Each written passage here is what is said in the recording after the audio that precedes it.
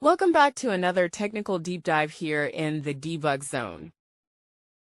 Today we're tackling a big question and breaking it down with insights from other users. Hopefully this clears up some misconceptions and helps you get the answer you need.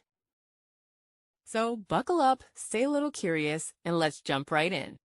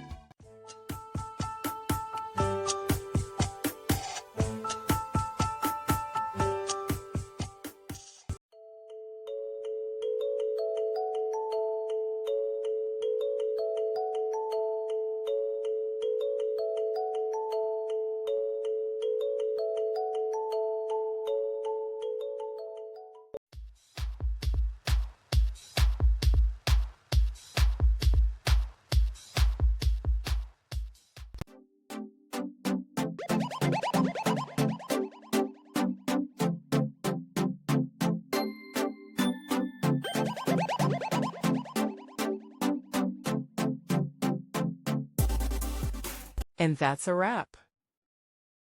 I hope you found the answer you were looking for. If you did, take a second to hit that subscribe button. It really helps out.